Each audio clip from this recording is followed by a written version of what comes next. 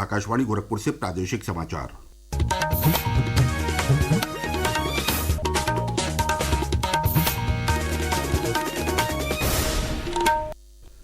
नमस्कार। समाचार बुलेटिन के साथ मैं प्रमोद कुमार सिंह। बुलेटिन में पहले मुख्य समाचार। प्रदेश के 6 जिलों में बनाए जाएंगे स्पेशल एजुकेशनल जोन। 0 से लेकर यूनिवर्सिटी तक की शिक्षा देने वाली संस्थानों की होगी स्थापना। सब जूनियर नेशनल रोइंग चैंपियनशिप में महाराष्ट्र की टीम बनी ओवरऑल चैंपियन। मुख्यमंत्री ने किया पुरस्कृत। कहा, गोरखपुर में विश्व स्तरीय रोइंग स्पोर्ट्स सेंटर के लिए उनकी सरकार देगी जगह। अयोध्या में कल से शुरू होगा भव्य दीपोत्सव का आयोजन। सजावट को 2 दिन के लिए बढ़ाने का फैसला। और प्रधानमंत्री नरेंद्र मोदी आज सुबह 11 बजे देशवासियों से करेंगे मन की बात। अब समाचार विस्तार से।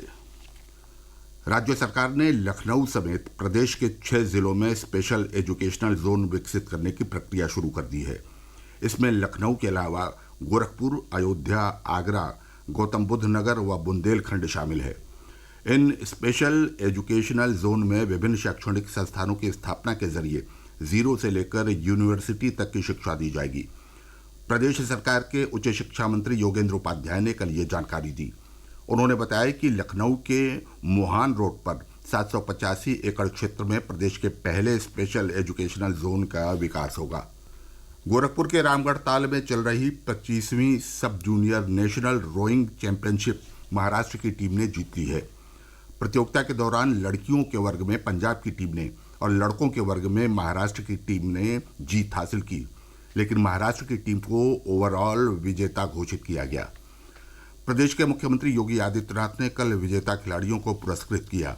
उन्होंने कहा कि उनकी सरकार रामगढ़ ताल के पास वाटर स्पोर्ट्स कॉम्प्लेक्स में rowing federation of India RFI के लिए जगह आवंटित करेगी ताकि विश्व स्तरीय रोइंग स्पोर्ट्स सेंटर की स्थापना की जा सके। उन्होंने कहा कि प्रधानमंत्री नरेंद्र मोदी के नेतृत्व में देश में खेलों का बेहतरीन माहौल बना है। पिछले 10 वर्ष में प्रधानमंत्री मोदी जी के नेतृत्व में लीडरशिप में आज भारत के अंदर खेल और खेलकूद से जुड़ी हुई गतिविधियों में बहुत परिवर्तन आया है। खेलो इंडिया खेलों हो, सांसद खेलकूद प्रतियोगिता हो, फिट इंडिया मूवमेंट हो, ये सभी खेल और खेलकूद से जुड़ी हुई गतिविधियां हैं। और इसी का परिणाम है कि उत्तर प्रदेश ने भी अपने आप को प्रधानमंत्री मोदी जी के इस विजन के साथ जोड़ने का कार्य किया है। प्रदेश के मुख्यमंत्री योगी आदित्यनाथ ने अपने 2 दिवसीय गोरखपुर दौरे के आखिरी दिन कल विभिन्न विकास कार्यों का निरीक्षण किया और अलग अलग आयोजनों में शामिल हुए। उन्होंने नगर निगम द्वारा आयोजित सफाई मित्र सुरक्षा सम्मेलन और सम्मान समारोह में हिस्सा लिया। मुख्यमंत्री ने इस मौके पर कहा कि किसी भी शहर को स्वच्छ और सुंदर बनाने में सफाई कर्मी नींव के पत्थर होते हैं। उन्होंने गोरखपुर में निर्माणाधीन मिनी स्पोर्ट्स कॉम्प्लेक्स और 2 अलग अलग सड़कों के निर्माण कार्य का भी निरीक्षण किया। इससे पहले गोरखनाथ मंदिर परिसर में आयोजित जनता दर्शन कार्यक्रम में उन्होंने करीब 300 लोगों की समस्याएं भी सुनी। महाकुंभ 2025 में आने वाले श्रद्धालुओं को प्रयागराज के सभी 9 स्टेशनों पर बेहतरीन सुविधाएं दी जाएंगी। श्रद्धालुओं को पिछले कुंभ की अपेक्षा नए स्टेशन बिल्डिंग, प्लेटफॉर्म, यात्री सुविधाएं, ओवरब्रिज और रोड अंडर ब्रिज देखने को मिलेंगे। ये जानकारी रेलवे बोर्ड के अध्यक्ष सतीश कुमार ने प्रयागराज में संवाददाताओं से बातचीत में दी। उन्होंने महाकुंभ के दौरान रेलवे की तैयारियों को देखने के लिए आधा दर्जन से अधिक रेलवे स्टेशनों और निर्माण कार्यों का निरीक्षण किया। बोर्ड के अध्यक्ष ने कहा कि रेलवे का प्रयास है कि 30 नवंबर तक रेलवे संबंधित विभिन्न कार्यों को पूरा कर लिया जाए। उन्होंने बताया कि कानपुर की तरफ से आने वाले श्रद्धालुओं के लिए सूबेदारगंज रेलवे स्टेशन का विकास किया जा रहा है। मथुरा के परखम में राष्ट्रीय स्वयंसेवक संघ की अखिल भारतीय बैठक के दौरान वर्ष 2025 की विजयादशमी को विशेष रूप से मनाने का फैसला लिया गया है। ये जानकारी सरकार्यवाह दत्तात्रेय होसबोले ने कल संवाददाताओं से बातचीत में दी। उन्होंने बताया कि बैठक में आगामी कार्य योजनाओं और संघ के विस्तार पर मंथन हुआ। साथ ही संघ की स्थापना के 100 वर्ष पूरे होने के उपलक्ष्य में वर्ष 2025 की विजयादशमी को विशेष रूप से मनाने का निर्णय लिया गया। प्रादेशिक समाचार आप आकाशवाणी गोरखपुर से सुन रहे हैं। ये समाचार बुलेटिन हमारे YouTube channel AIR news Gorakhpur और X handle AIR news _GKP पर भी उपलब्ध है। अयोध्या में भव्य दीपोत्सव का आयोजन कल से शुरू होगा। इससे पहले 7 दीपोत्सव कार्यक्रम आयोजित किए जा चुके हैं और उन्हें Guinness book of world record में भी दर्ज किया गया है। इस बार दीपोत्सव कार्यक्रम के दौरान प्रभु श्री राम के जीवन पर आधारित 18 प्रसंगों की झांकियां विशेष आकर्षण का केंद्र बनेंगी। इस बीच दीपोत्सव में वहां होने वाली सजावट को 2 दिन के लिए बढ़ा दिया गया है। 30 अक्टूबर को दीपोत्सव के दौरान होने वाले लेजर शो और सजावट का आनंद लोग 31 अक्टूबर और 1 नवंबर को भी ले सकेंगे। प्रदेश के कैबिनेट मंत्री सूर्य प्रताप शाही ने इस संबंध में अयोध्या में हुई एक बैठक के बाद ये जानकारी दी। कार्यक्रम की तैयारी की दृष्टि से पूज्य साधु संतों के साथ यहाँ पर बैठक संपन्न हुई है। उनके कुछ सुझाव जो पिछले वर्षों में उनके अनुभव हैं उसके आधार पर हम लोगों ने प्राप्त किए हैं, उसको और ठीक करने की व्यवस्था बनाई जा रही है। सजावट होती थी उसको 2 दिन के लिए और बढ़ाया गया है, जिससे कि लोग क्रमशः आकर के उसको देख सके, उन्हें कोई कठिनाई ना हो। एक साथ आने में उनको कठिनाइयां रहती थी और वो उसका अवलोकन नहीं कर पाते थे, इस नाते यह व्यवस्था की गई है। दीपोत्सव के दौरान 3 दिनों तक सजावट के साथ साथ लेजर शो और सांस्कृतिक कार्यक्रम भी होंगे। वाराणसी में देव दीपावली पर 15 नवंबर को पहली बार ग्रीन क्रैकर शो का अद्भुत नज़ारा देखने को मिलेगा। अमेरिका में विकसित अत्याधुनिक तकनीक के फायर 1 फायरिंग सिस्टम से लगभग 10 मिनट तक ग्रीन क्रैकर शो और लेजर शो का अलौकिक दृश्य दिखाई देगा।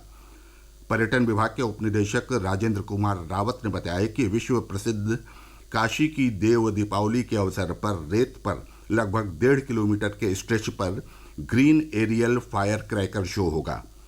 क्रैकर शो और लेजर शो के प्रदर्शन में उपयोग की जाने वाली ग्रीन आतिशबाजी पर्यावरण के अनुकूल होगी, जिसमें पटाखों की आवाज़ 70 डेसिबल से कम होगी।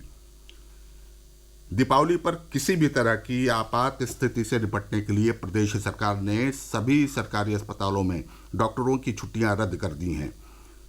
प्रदेश के उप मुख्यमंत्री और स्वास्थ्य मंत्री ब्रजेश पाठक ने कल लखनऊ में ये जानकारी दी।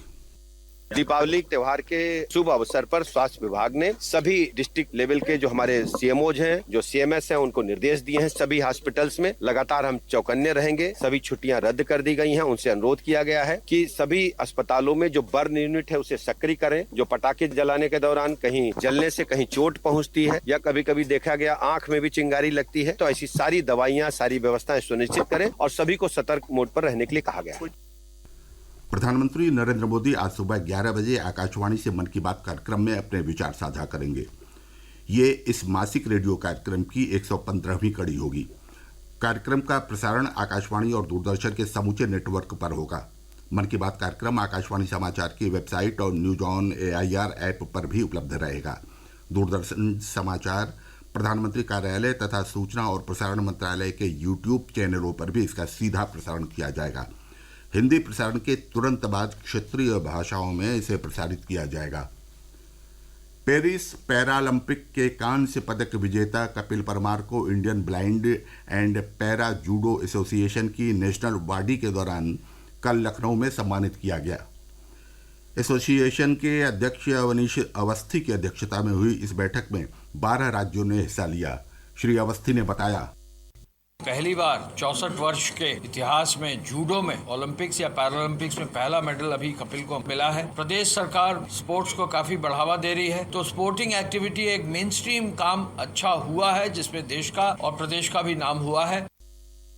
और अंत में बुलेटिन के मुख्य समाचार एक बार फिर। प्रदेश के 6 जिलों में बनाए जाएंगे स्पेशल एजुकेशनल जोन।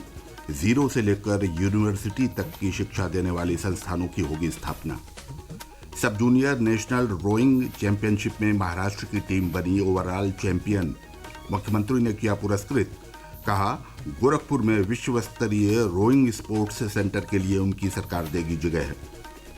अयोध्या में कल से शुरू होगा भव्य दीपोत्सव का आयोजन। सजावट को 2 दिन के लिए बढ़ाने का फैसला। और प्रधानमंत्री नरेंद्र मोदी आज सुबह 11 बजे देशवासियों से करेंगे मन की बात। इसके साथ ही आकाशवाणी गोरखपुर से प्रसारित प्रादेशिक समाचारों का ये बुलेटिन समाप्त होता है। नमस्कार।